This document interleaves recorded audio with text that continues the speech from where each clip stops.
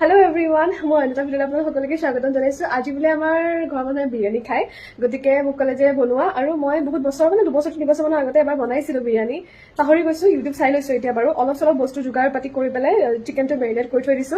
বাকী মই ৰেচিপি দিবলৈ নাযাওঁ, কাৰণ মই নিজেই শিকিহে আছো, গতিকে হ'লেও দেখাম একদম আজি পুৰা তৈয়াৰীকে সাথ ধুনীয়াকৈ। ডাঙৰকে চচপেন এটা ললো, তাতে তেল গৰম কৰি একদম পিঁয়াজ বহুত বেছিকৈ দিছোঁ, কাৰণ বিৰিয়ানী বনালে পিঁয়াজ বহুত বেছি লাগে। এয়া মোৰ বিৰিয়ানীয়ে হয় নে কি হয় মই নাজানো। পিঁয়াজখিনি ফ্ৰাই কৰি পেলাই ৰাখি পেলাই মই যিখিনি মেৰিনেট কৰি থৈছিলোঁ চিকেনখিনি, সেই একেখিনি তেলতে আকৌ ভাজিলোঁ। মই একদম 70% ভাজি লৈছোঁ চিকেন আৰু আলু কেইপিচ, কাৰণ আলু নহ'লে আমাৰ ঘৰত মাংস হওক বা কিবাই হওক একো নচলে।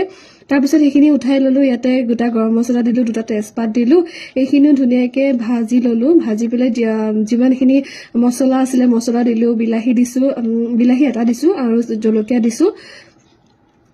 দুটা জলকীয়া দিছোঁ, কাৰণ বেছি জ্বলা হোৱা নাখায়। মছলা আছিলে মছলাখিনি দিছোঁ, চিকেন মছলা, ধনিয়া, জিৰা, এইবিলাক গোটেই মছলাখিনি দি পুৰা পানী দি পেলাই উতলাই লৈছোঁ অলপ টাইম।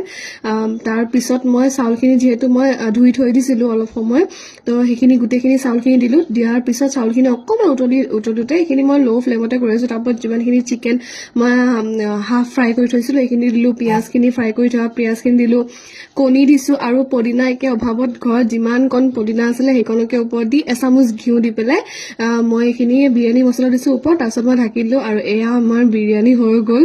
খাবলৈ বহুত বেছি ধুনীয়া হৈছিলে, শুনেও কৈছে ধুনীয়া হৈছিলে বুলি। তাৰ লগতে চিকেনৰ গ্ৰেভি আছিলে, ৰাইতা আছিলে, এনেকৈ শুনে খাইছে, শুনেও বহুত ভাল পাইছে। লগতে মইতো দুবাৰ খাইছোঁ, মই ৰাতিও খাইছোঁ আৰু বাচাখিনি আমি তিনিওটাই ৰাতিপুৱা খাইছোঁ। ৰেচিপিটো ট্ৰাই কৰিব পাৰে, একদম চিম্পল টাইপত ঘৰতে বনাব পাৰি বিৰিয়ানী।